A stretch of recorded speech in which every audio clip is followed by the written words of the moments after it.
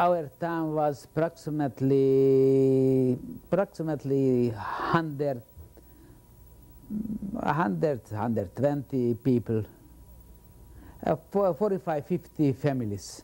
And how many were left after the war? None. Only a few young people come back. And that's it? That's it, that's it. And before the war, there were Jewish stores and... Yes, for Jewish stores. In our town was Jewish farmers too. And a Jewish temple? Sure, Jewish temple, sure, was a Jewish temple. Butcher store, everything, but... And after the war, there's nothing? Nothing, absolutely nothing, absolutely nothing. So the Jewish people that were left in the town, they leave? No, after a few weeks later, everybody went away from this town. Nobody was live anymore over there. They went to Budapest, or they went to Israel, or to Germany, or to someplace else. Nobody is over there. I returned to my hometown, but I couldn't find nowhere Jews. Jews weren't found. But before the war, there were hundreds of Jews. Before the war, there was? Whole families, hundreds of people. Yes. After the war, there was nothing. When I came back home, I get 1 month, I get vacation. And I came back in the same city where I was born. I didn't find nobody. Everything was broken, everything, they dig out the floors, they was looking for gold. You know, I didn't find nobody. So I went, in my town I didn't have nobody. So I went in another town, like to my wife where she used to live in Luh. I was there a month, and then I went back to Prague to the army. How many people do you think had been in your town, Jewish people? How many hundreds of Jews? In my hometown was Jewish people, about 2,000 Jewish people, and maybe a few came back. I don't know how much they came back, but almost all of them never came back. For my whole family, my father, my mother, a brother and a sister, they never came back. We went like to Auschwitz, and they never came back. My whole family was about 120 people. The Sklar family was 120 people. And they came back, maybe 10 people came back from the 120 people. Kids and older people, and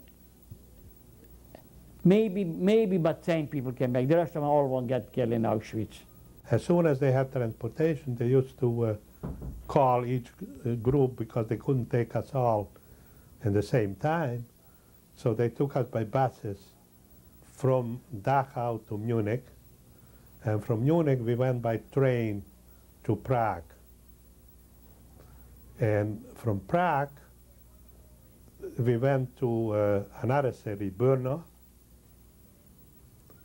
And each train station we came in, they had a delegation there with food waiting for us, and they fed us. And when I came to this city, Brno, I found a girl there who was helping, also feeding us, giving us food. She came from the same town I come from. In other words, she was there living with her father. Her father used to be in the custom, not army, a custom officer in our town. And I was very friendly with this girl. She didn't recognize me because the way I looked, she didn't recognize me. But I recognized her, and then when I started to talk to her, she knew, you know, she recognized me, and she started to cry, you know, and she wanted just to stay there. but I wouldn't, I said I got to get going. And I went back on the train, and we went to Budapest. And from Budapest, there was already Jewish organizations waiting for us, and they put us up, in houses or schools or whatever, and they fed us, they gave us clothes, all kinds of clothes, and they also gave us some money so we can go further, wherever we had to go. And from Budapest, I went back home to see who was alive and who came back from the camp. When I came back to the house, the only one I found there was Julia and Barry. Esther and Dory were not there at that time. They were already in the area, but they were out from the house. And as soon as I saw Julia and Barry, I said, where is the rest? So Barry told me that Dory is here and Esther, but the two younger sisters were killed.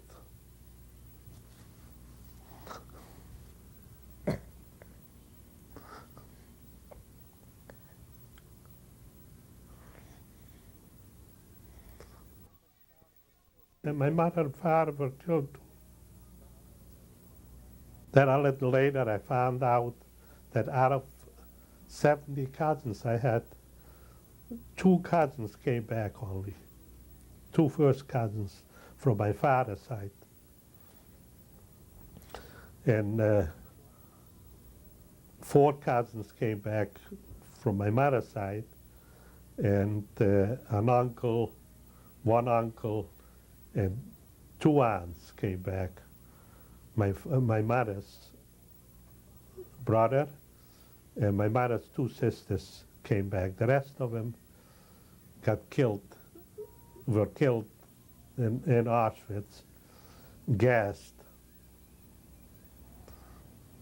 When they got into Auschwitz, they divided them, and the ones which went to the left, which the older people or the younger people, they took them, they told them they're going to give them a shower, and they let the gas come out, and they gassed them all, while the Germans were watching people dying. They were having like an orgasm, the Germans. Yeah, didn't they have a little window or something that they could watch these people? Yeah. What were the people back in Luh, when you came back now, what did you think of these peasant people that were around Luh, these Ukrainian peasants? What was your impression of these people? Well, I really didn't want to have much to do with them, because they were really not nice to us, while we were still there. So when I came back, we really didn't have much to do with them, except I had a couple of friends I went to school with, and they were pretty happy to see me, that I came back. But I didn't stay long in Luh. I just didn't want to stay in the place where, the memories were too, bad memories. So I decided, and Julia went first, and she settled in Sudetenland. She got from the Czech government an apartment because she had a fiancé at home who was in the Czech army from Russia, who was captured by the Russians, and he was in the Czech army, and while he was fighting to come into Czechoslovakia, to liberate Czechoslovakia, he volunteered once to go to bomb or dynamite a bridge. And while he had already dynamited the bridge, and while he was going back in his jeep, the Germans killed him. they caught him and they killed him. So she had a little, the Czech government owed her some favors. So they gave her an apartment in Sudetenland in Teplitsa. And she was in touch with us. So I said to my brother and my sisters that I'm going to leave. I don't want to stay here, and I want them to come too. It took 92 transports to deport the Jewish people of Carpathia in Transylvania to Auschwitz. And from all those transports, that is where the Jewish people went to. And for those selected to live, those who were lucky to pass through the gates of Auschwitz, would end up in other camps throughout Germany and the Sudetenland and Austria, occupied Hungary. And at the end of the war, it would be found out that it was close to 260 labor camps that Jewish people ended up in, from very small to the very large. Now, when the Jewish people came back to their homes, of course, they found their houses ransacked, temples burned or looted, valuables, nothing there whatsoever for them to even bother to stay. And out of a population of hundreds or even thousands, there might be 10 people left, or 20 people, or 5 people. At any rate, one finds that in that region, very high casualties. Something like an average of 90% of all Jewish people were wiped out in that region. Now, in some cities, it might be 80% that were wiped out. And in other cities, and rather, shall we say, in other villages, because in a lot of those small villages, not one Jewish person came back. And we're talking about a 100% kill ratio there. Every Jewish person butchered down to the last one. So when my family came back, I could see that they really didn't want to stay around there. The memories were pretty bad. Their parents and relatives were dead. The people who had helped to deport them, those people were walking the streets freely. Peasants, Hungarian families, Ukrainian peasants, Romanian peasants. So it's like, why bother stay? They figured that in the USA or Canada or Australia or Israel, there will be a place where one can make a new life and not be persecuted by the Gentiles around them. Now, it's interesting that the Czech government had tried to be friends with the Jewish people. They had tried to help the Jewish people in many instances. And this was so after the war, too, because in the Sudetenland, there was a high percentage of German folk there. That is to say, people who had descended directly from German people. And when war had broken out, it's those people that had welcomed the Nazi Party in and had gone about confiscating Jewish property, taking over Jewish homes and stores, as well as taking over Czech people's homes too. So when the war ended, the Czech government took all these Sudetenland Germans and threw them out of the country, forcefully deported them back to Germany, and they offered to Jewish people and to people who had served in the Czech army and their families, they offered them stores and land and homes. And some of my family settled in the Sudetenland in this time period. My Aunt Julia had mentioned that she had a fiancé. He was in the Czech army. When he had passed away, because she was his fiancé, that entitled her to some apartment or land or a home or a store in the Sudetenland. And the Czechs did the best they could to help these people out who were now considered displaced people, refugees, in their own country.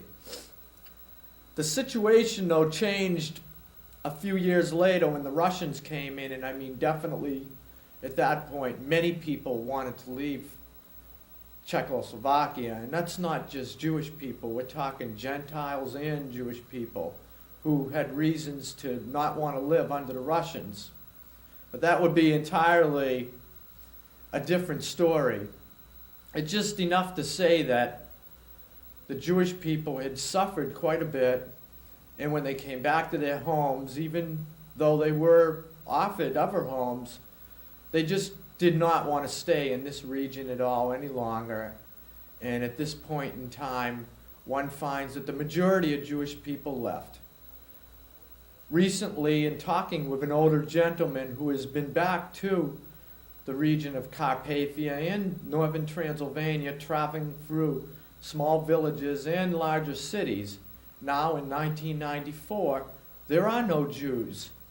Not in the small villages anyways. But in some of the larger cities, one found 100 Jews or 50 Jews were left out of once had been a population of who knows how many thousands. So even to this date, people, I mean, never really came back there to settle. And the majority of people that I know, that is in my family and some of their friends who are Holocaust survivors, they don't even want to go back to even look at the place they were from. The suffering was so bad, the hurt so bad, for them to even step foot now in one of these towns. I just would like to add a few words about my journey from Czechoslovakia into Germany. When I decided to leave Czechoslovakia, it was illegal to leave through regular channels. So we had some Israeli organization which were helping us to go over the border into Germany, into a displaced person camp. This organization was sent from Israel to help all Jewish people who wanted to immigrate to Israel. We had to go first to Germany and to a displaced person camp and get organized to go to Israel. Now, it wasn't just from Czechoslovakia. It was from Poland, Romania, Hungary, Bulgaria, wherever. Anybody who wanted to go over into the displaced person camp, this organization helped. Now, you couldn't carry too much luggage with you because you had to go through the border, over the mountains, from Czechoslovakia to Germany.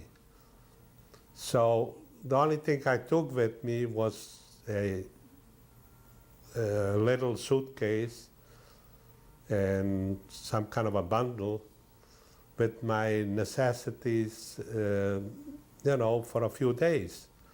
I had a little underwear maybe, and shirts and socks and a pair of shoes. And we went to the border, to the Czech and German border, and we got organized there in groups to go over the border. And it was already sometimes late in December, I remember. And it was very cold, and it was snows on the mountain, and we had to go through the border into Germany. So it was a pretty long trip. I don't know how many kilometers it was, but a couple of guys, a couple of Israelis, which were supposed to take us over, they said, first he wants to take all the young guys, and see if it was a road through there, and if it's not too deep, the snow and that stuff. So he organized about, I don't know, maybe 30 boys or 35 boys, and we took our stuff and we started to walk through, and it looked like it was a road already, the plow was already through.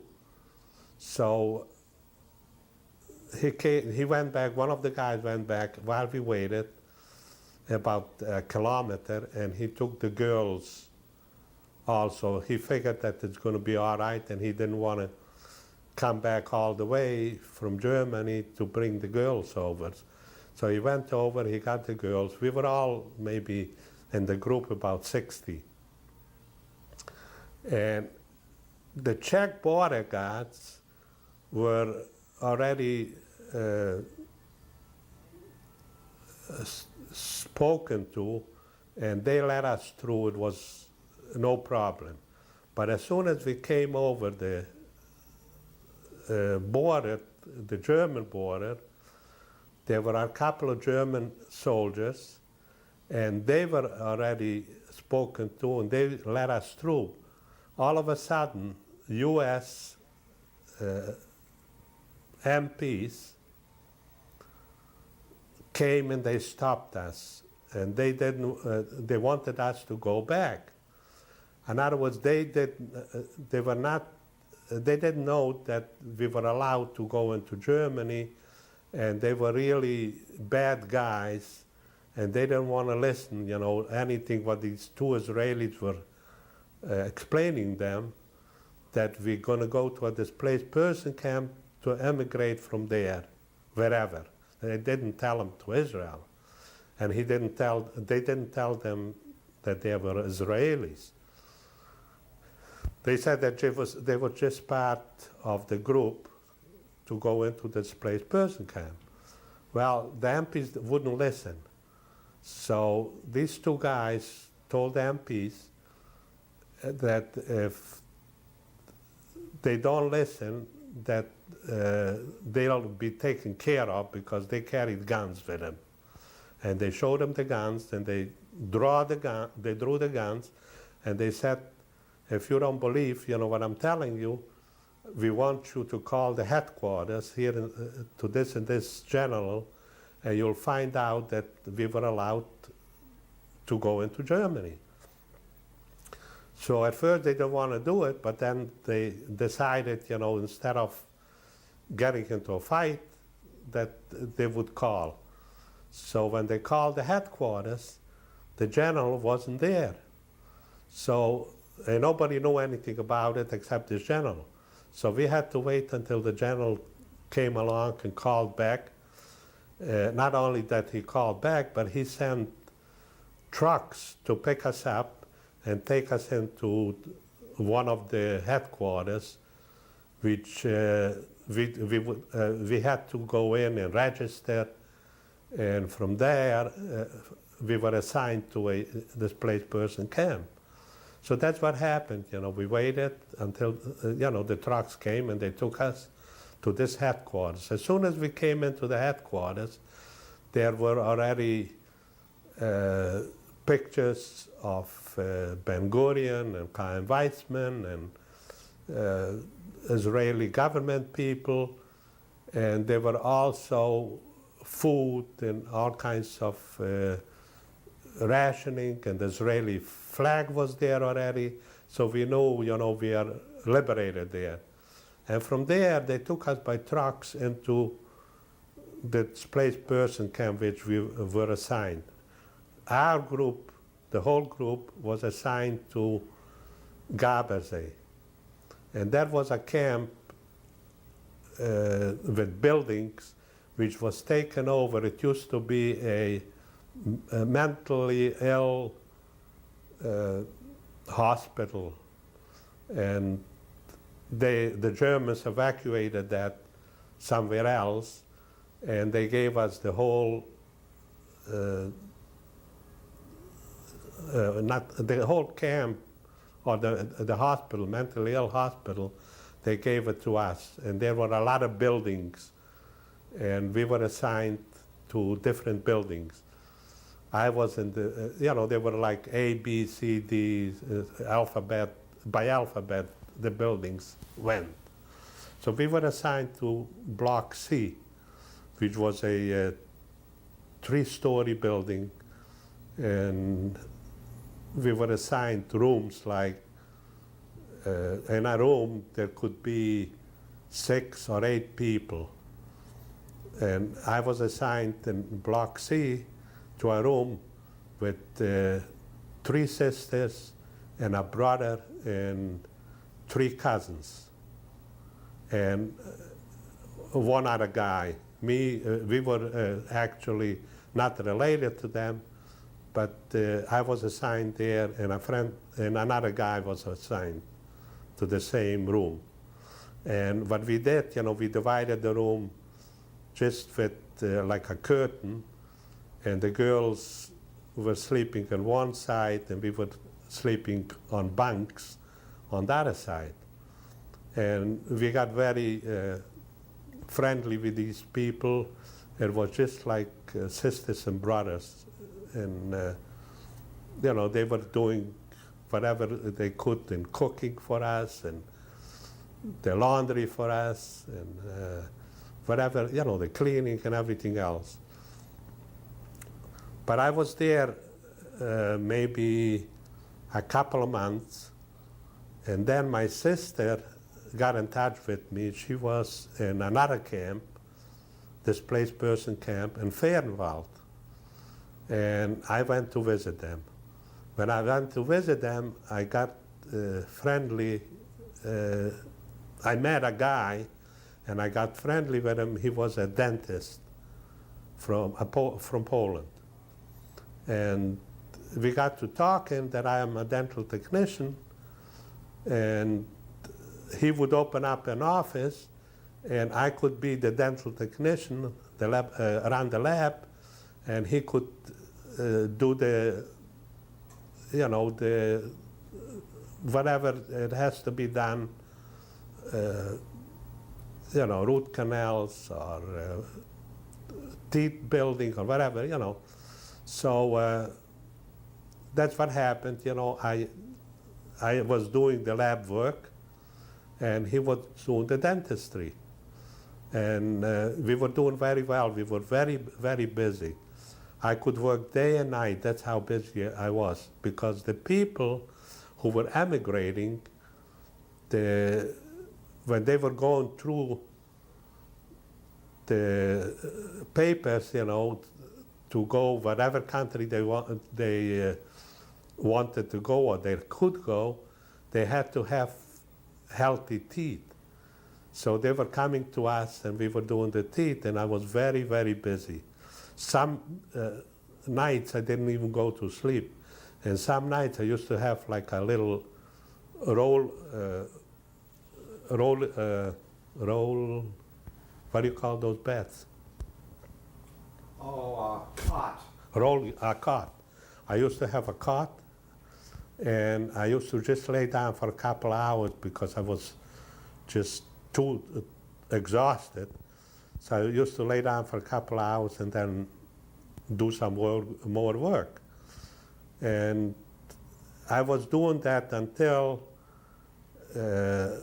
I got the papers to go to the United States, which was in 1949, early in 49. I stopped working, and I went back to Garbeze. But while I was working in Fehrenwald, I still went to Garbeze, like every 2 weeks for a weekend, or maybe once a month. And I used to make so much money. I used to have suitcases with money. And when I used to come to Garbeze, I used to give to my friends, the money so they can survive too. And then, early in 1949, I went back to Garbeze. I quit working. And I was in Garbage waiting for the papers because I knew I'm supposed to get them, any month. I went to that port, and there was a whole transportation leaving to the United States. So we waited there for about 3-4 days until the transport was complete, and they assigned us to a ship, which was an army ship. It was called General Sturgis. And from there, from this port, we were 8 days on the ocean. I was okay until we came to the English Channel. As soon as we crossed the English Channel and we came into rough waters, everybody got seasick. And I remember I was running to the doctor of the ship to give me something, He says, "What do you want from me? I'm sick too."